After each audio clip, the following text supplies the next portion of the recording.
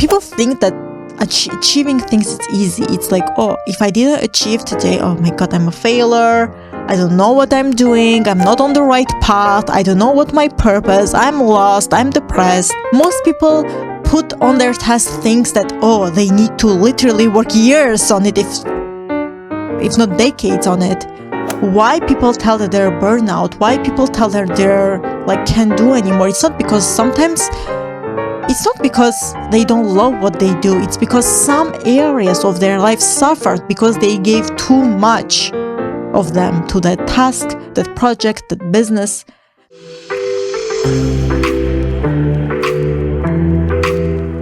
Hello guys, hello! Welcome back to my channel. My name is Miriam and I'm your friend. Welcome to Healthy Habits. I'm so happy that you're here. Today we're gonna talk about how to design your day for peak productivity. As a high performance coach, I'm always searching, I'm always learning how I can improve my productivity, as we all know, as you know. So I've done some research and doing those steps I'm doing myself as well. So I wanted to share with you. I have my notes per usual, so I don't forget anything. So let's dive in directly. Before I dive in, why it's important to design your day for peak productivity. It's because if you don't have that intention that day, whatever day it is for you, for most people it's a Monday, if that day you don't have the intention that you're going to be productive, you will not be productive, okay? So it's the step 0, not even 1. Step 0, it's to intend to have the intention and be like, I am going to be productive today. But now let's dive in. So step 0, you already have it, intention. Step 1, create space for it. What I mean by it? Most of the time, we are not going to be productive in our room.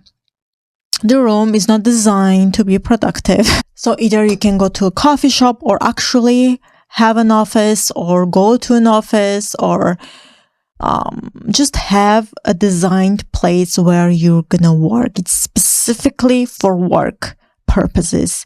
It needs to be clean because when it's messy, your mind, your brain, it's going to be messy as well, and you will not be able to want to be productive as much as you can be. So I would recommend doing this step prior, thinking where you're going to work, or cleaning up your space the day prior of it, because step 2, right away, we are jumping to morning ritual. By morning ritual, what I mean to prepare your day for peak performance, it's not like, 10 pages of meditation or no. If you do that, great for you, but most of us, we don't have time for that. So what I mean by morning ritual is that, is it to move your body? Let's say an example of morning ritual. Is it working out? Recently, I started to listen to calm music in the morning time, like probably for an hour while I do other things. I listen to calm music, or I listen to my podcast. But especially the first thing that I do is to listen calm music, but also sometimes when I do my workout as my morning ritual, so it can vary, it's not like one size fits all, but I feel more productive because I worked out. So it depends of each person, but you need to find what works for you the best. Is it working out? Is it breathing works? Is it meditation? Is it it doesn't need to be 30 minutes. It can literally be 5 to 10 minutes and you're good to go. But it's important to at least include some sort of moving your body, because that's when after you'll feel the most productive. Step 3, prioritize top 3 tasks. Now, as a high performers and achievers, we always want to do more, never is enough, more is more. happens? What happens is that most of the time when we see ourselves, literally our eyes see 10 tasks or 7, 6, 7, 8, 9, 10 tasks, our brain is like already blocking us to achieve those things. Meaning, it's already by seeing you writing down 10 tasks, 10 priority tasks that you need to do that day, it's like, oh my God, it's too much. I'm going to save my energy, so I'm not going to execute anything, because our brain wants to save always energy. So when it sees that you need to do 10 tasks, it's already like, oh, error. I don't want to do any of those, even not one. So that's why it's important to prioritize. If you want to literally be on point, Andy Frisella has this power list thing where I think it's 5, you prioritize 5 tasks, critical tasks that you need to do. And if you do all of this, it's a win. If not, it's a lose. But yeah, I think he has the app for it. So 3 to 5 tasks that you can do, you need to prioritize. If not, your brain will discourage itself, literally. Then, I have talked about the next step 1 billion times. It's to time block. It's the Pomodoro technique. I've been using it for years. For me, what it works, it's 25 minutes on, 5 minutes off, 25 minutes on, 5 minutes off, and I repeat the cycle a few times, and then I take a larger break. But it's important to take breaks so you don't burn out. And you feel also more productive when you take shorter breaks, not longer breaks, but shorter breaks. So yeah, whatever works for you. Some people do 55 minutes on, 5 minutes off, and then they repeat the cycle. For me, the best is 25 minutes. And what I've noticed is that after a few times, like let's say 2 times, I need to switch my task. So I feel more productive on the new project, let's say, or a new task. Because if I continue the previous one, I'll get tired. But if it's something new and exciting, I'll get more motivated and inspired to do the second new task, if you will. So that's a little hack that I trick my brain like that, doing, okay, 25 minutes on, 5 minutes off, 25 minutes on, 5 minutes off. I do the same task, and then I take a little bit like 10 minutes break, and then I do completely new task. So my brain thinks it's, wow, this new thing that is happening in his life. So yeah, it's very important to use time. I use time blocking even not in my professional life. For 25 minutes, I'll allow myself to watch YouTube, or I will clean up, and I don't want to exhaust myself. I put my timer on and I'm like, okay, for 25 minutes, I'll clean or I cook, and then it's a bedtime. I'm not doing any extra thing. I'm not deciding all of a sudden to do laundry, which happened multiple times. So that's why I use it literally every single day. Right now, me filming this video, I have my timer on. We have 13 minutes left. But yeah, I have my timer on always. And yeah. And then the last step would be see what you've accomplished. Now, I'm not telling you to literally sit down, open up your book or your notes and see if you did those 3 tasks. Well, if you can do it, that's great. But most of the time we'll forget. But it's important to realize yourself that you've done. Maybe you didn't do those top 3 tasks because of X reason, but maybe you've done 2 of those critical tasks. But it's important for you to acknowledge that you've done it and give yourself some, literally, applaud. Because if not, you will think that you didn't do a great job today. You will think that, oh, I didn't do much. I missed one. Oh my God. No. Instead of focusing that you've missed 1 or 2 tasks, tell yourself, oh my God, I did this task or this 2 tasks. Wow. If you do 2, 3, 4, 5 critical tasks per day, do you know how much of a critical task it's per month? 5 times 30, 150. To 100 to 150 tasks you've done that month. I'm not going to even count per year how many tasks there is. And by critical tasks, I mean things that it's not in your habits. Things that you want to accomplish, but it's not in your habits yet. That's why I love Andy Frisella's the power list. It's because you do things for 21 days, and once it becomes in your habits, you switch up the tasks. I don't know. I'll give you an example. Let's say I want to work on my business 2 hours per day, or my side business 2 hours per day. Well, it is a critical task because it's not in your habits anymore. Once it becomes your habits, you switch things up. You add an hour or you switch completely. It's up to you. But it's important to realize yourself that you've done a great job today. As humans, especially if you're a high performer, it's like we always want to beat ourselves up, meaning, I didn't do enough. I need to do better. I need to do more. I need to, outperform myself.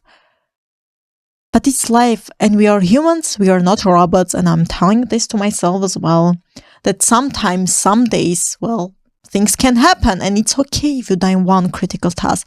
It's better than if you didn't do none of those tasks, meaning you didn't prepare your space, you didn't move your body, you didn't put your timer on, you didn't you didn't think about your 3 critical tasks, you didn't acknowledge that you've done all of those things.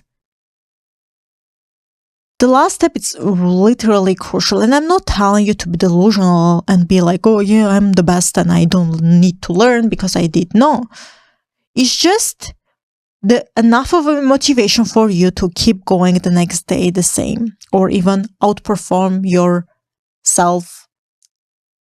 yesterday's self, if it makes sense. Meaning, if yesterday you did 1 task, maybe try to do next time 2 tasks. Ideal would be those 3 to 5 tasks, obviously. But don't beat yourself up too hard if you didn't hit all those goals. You will. Eventually you will. It takes time. I don't know why with social media and everything that internet era, whatever, people think that achieving things is easy. It's like, oh, if I didn't achieve today, oh my God, I'm a failure. I don't know what I'm doing. I'm not on the right path. I don't know what my purpose. I'm lost. I'm depressed. It takes time. What if when you started, right before you started, you already told yourself that it will take years to build something great? Me, before starting my YouTube channel, I already knew it will take years. That's why I didn't give up the first week. I didn't give up the first year. Because I know now that it will take years for me to build. When you know it will take years, do you think it's gonna be I'm gonna quit the next day? No, because I already know. I acknowledge that it takes time. It's the same thing if you want to be productive as much as you can. It's knowing that some tasks will require way too many efforts from you or other skill sets from you that you need to learn. Most people put on their task things that, they need to literally work years on it, if not decades on it. I want to build business. Okay, but what do you know about, how to do it? What do you know about, did you even search on YouTube how to build a business? Or you just want to? Okay, but if your brain doesn't know how exactly, you will not do anything. You need to help your brain to make it happen. At the end of the day, yes, peak productivity, performance, high performance, whatever. At the end of the day, peak performance, high performance, productivity, it's important.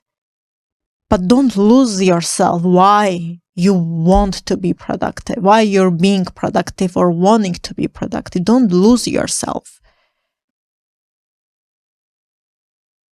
And that's why it's important to do those steps, but at the same time, thinking about your health, thinking about your relationship, thinking about your finances. Because if one area suffers, well, it will have direct impact on your performance and productivity.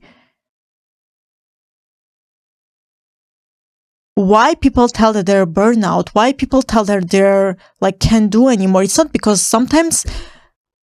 because they don't love what they do. It's because some areas of their life suffered because they gave too much of them to that task, that project, that business. Don't get me wrong. Yes, you need to work hard, but not to the point where you suffer. And by suffering, I don't mean, oh my God, you're tired, oh, I'm going to stop. No, suffering, it means that you literally see proof that your health is suffering. You don't sleep well enough anymore. You are stressed literally 24/7 to the point where everyone else sees. You are anxious. You are not like yourself, and and other people notice as well. Ask yourself why instead of pushing it more and more and more. And this is coming from someone that I love to push myself. I love to high perform. But at the same time, I need to know my limits. If not, I'm going to burn out. If not, I'm going to go above of my strength and abilities. And it's going to be hard in a long term it will have an impact in a long term on my life. For a long term in my life. That's why it's important to, yes, be productive, prepare your day for productivity, peak productivity, but at the same time, know your own limits. Anyway, guys, I'm just going to do a little recap per usual. How to design your day for peak productivity. Create space for it. Clean, neat, everything in its place. Think where you're going to work. Bedroom is not the right place for you. Morning ritual. Is it meditation, workout, moving your body a little bit, breathing techniques, calm music, you name it. It depends of each person. Step 3, prioritize top 3 tasks, 3 to 5 tasks. Again, Power List from Andy Frisell. It's a great way to start this journey. Step 4, use time blocking such as Pomodoro techniques, 25 minutes on, 5 minutes off. You'll see a huge shift on your productivity. I am telling you, if you want to be high productive, you need to manage your time better, but also you need to have the notion of time better. Step 5, see what you've accomplished. Very, very crucial, guys. When you've done all of those four steps, the 5th, it's very important to acknowledge your wins, to tell yourself literally, good job. I've done it. I'm going to do better tomorrow. That's what it counts. Being better than you were yesterday. Anyway, guys, thank you so much for watching. Don't forget to like and subscribe, and also share this video with someone that you think it will be helpful. I hope to see you back soon. We are having a video once a week, so come back for that. But before I go, per usual, don't forget, don't give up for just one more day. Thank you, guys, and I'll see you soon.